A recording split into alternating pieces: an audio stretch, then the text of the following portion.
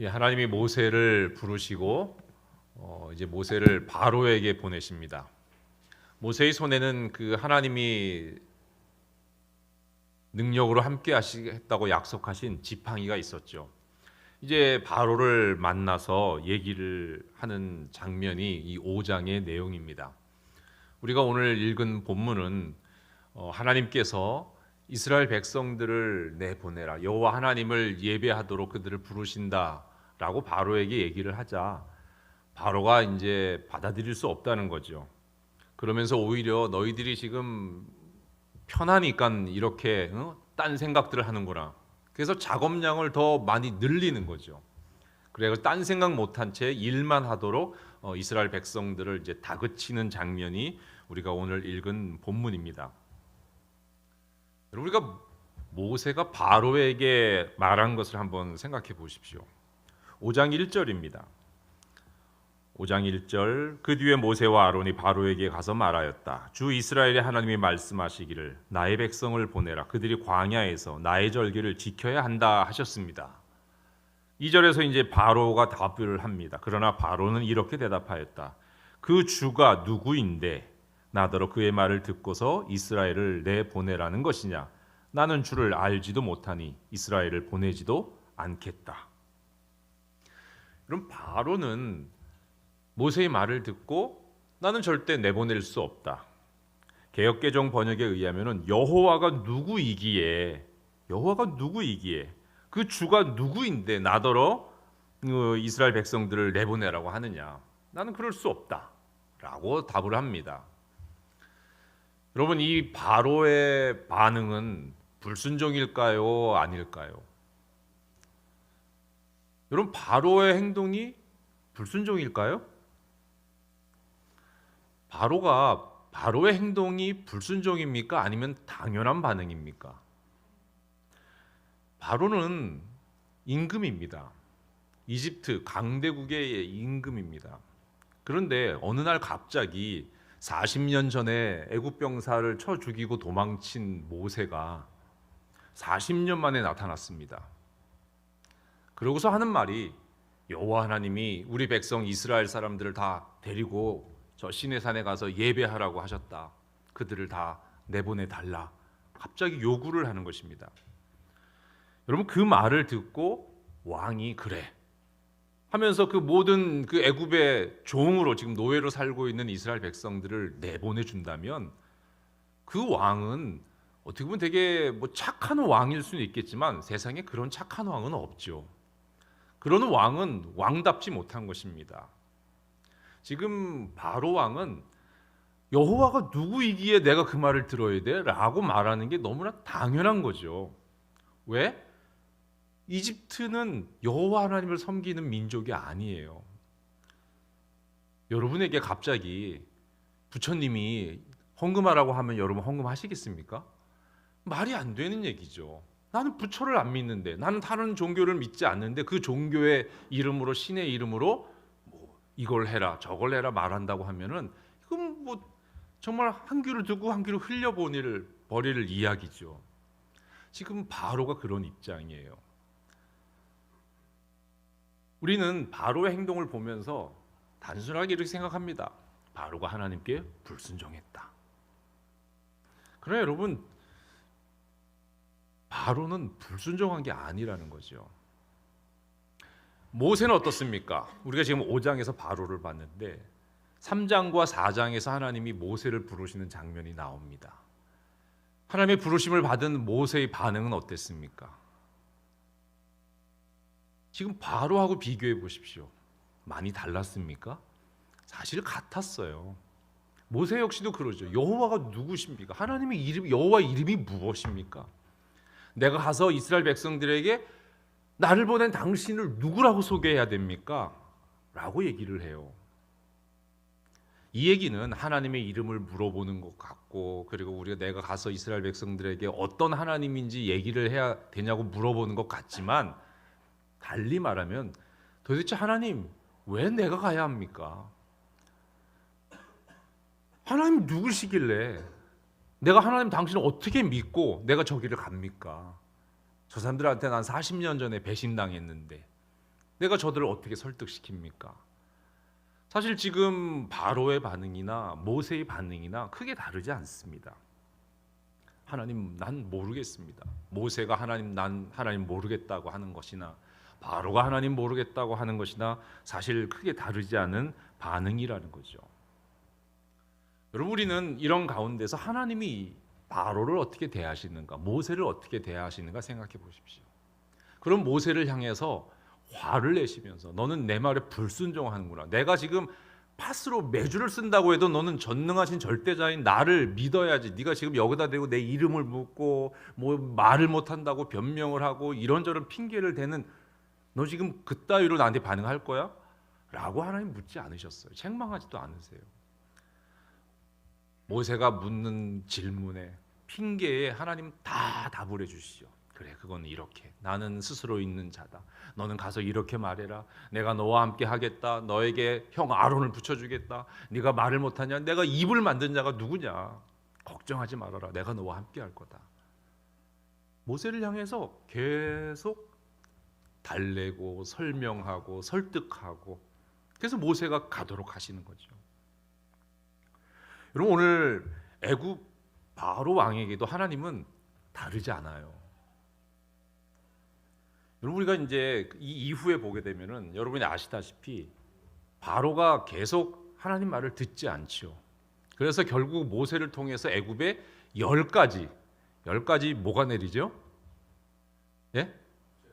예, 10가지 재앙이라는 것이 내리잖아요. 근데 여러분, 우리는 재앙이라고 말을 하는데 성경 본문에 보면 어디도 재앙이라는 말이 없어요. 여러분, 출애굽기 4장 21절을 보십시오.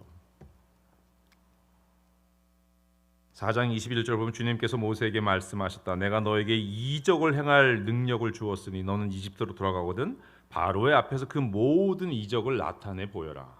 그러나 나는 그가 고집을 부리게 하여 내 백성을 놓아 내보내지 않게 하겠다. 여기 보게 되면은 내가 너를 통해서 재앙을 내리겠다라고 얘기하지 않으세요. 이적을 보여주겠다 그랬어요. 이적. 여러분, 이적이라는 것은 재앙과는 너무 다른 겁니다. 이적은 그 뭔가를 말하기 위해서 보여주는 어떤 기적적인 현상이에요. 요한복음에 보게 되면은 7가지 예수님이 보여주신 기적을 기적이라고 말하지 않고 이적이라 그래요. 예수님이 누구신지를 보여주기 위해서 보여주는 어떤 그런 초월적인 기적 같은 일들, 그거를 성경은 이적이라고 말해요. 영어로 말하면 사인이에요. 사인. 뭘 보여주기 위한 거죠. 여러분, 그 7장을 한번 보십시오. 7장 17절을 보게 되면, 그래서 주님께서 말씀하시기를 이제 주님께서 친히 주님임을 임금님께 기어이 알리고야 말겠다고 하셨습니다.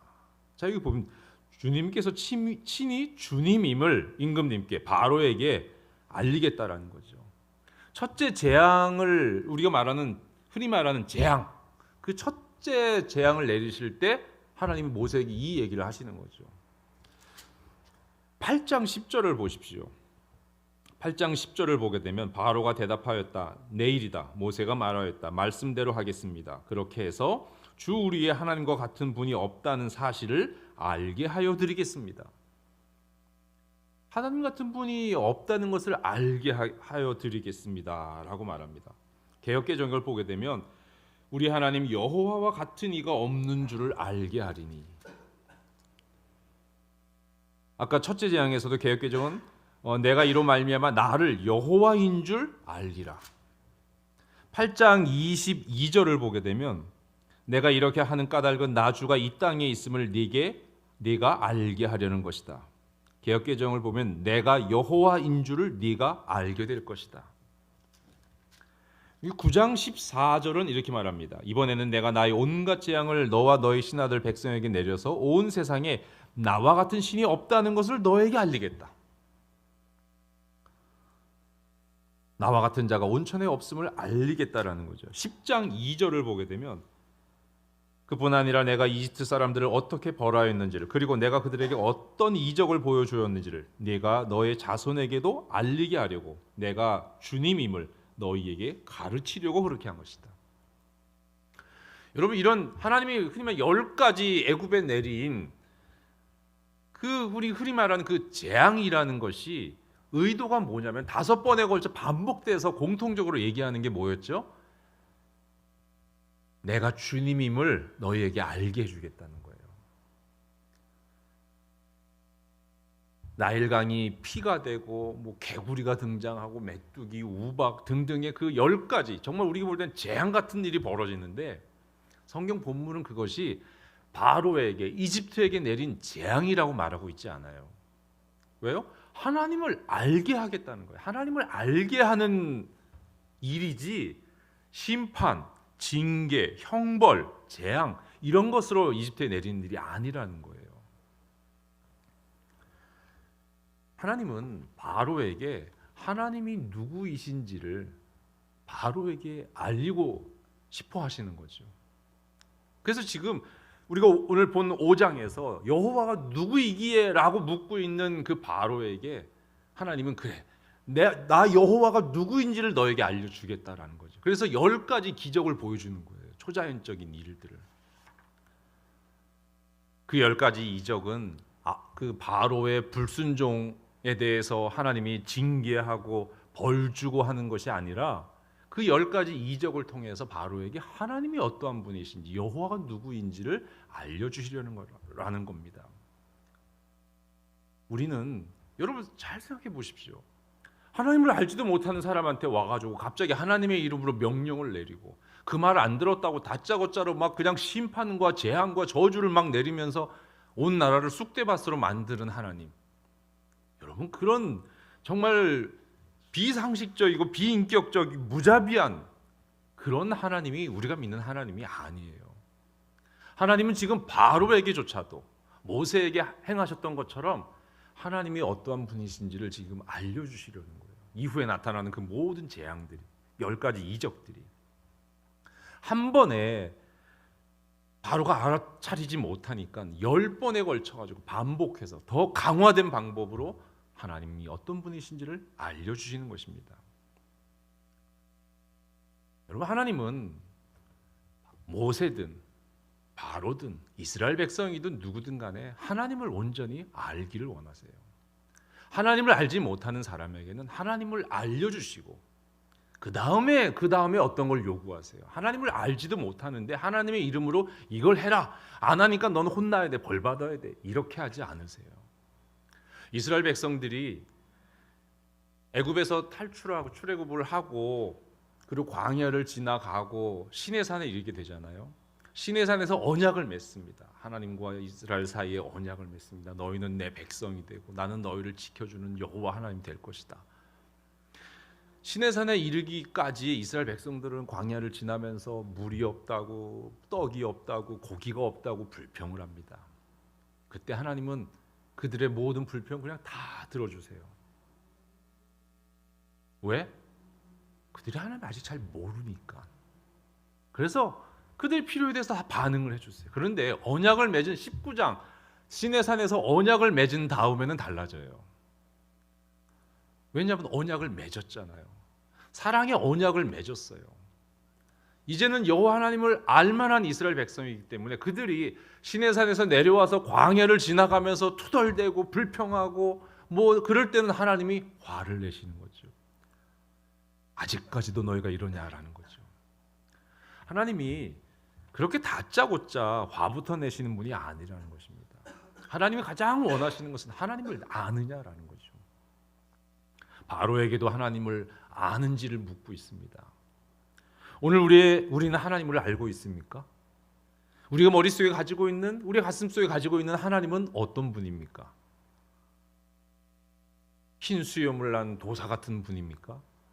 아니면은 내가 말을 했는데 그 말 안 들으면 바로 그냥 버럭 화를 내면서 그 전능한 힘을 발휘해서 우리를 그냥 바로 그 앞에 무서워 벌벌 떨면서 말 듣게 하는 정말 무서운 독재자 같은 그런 하나님이십니까?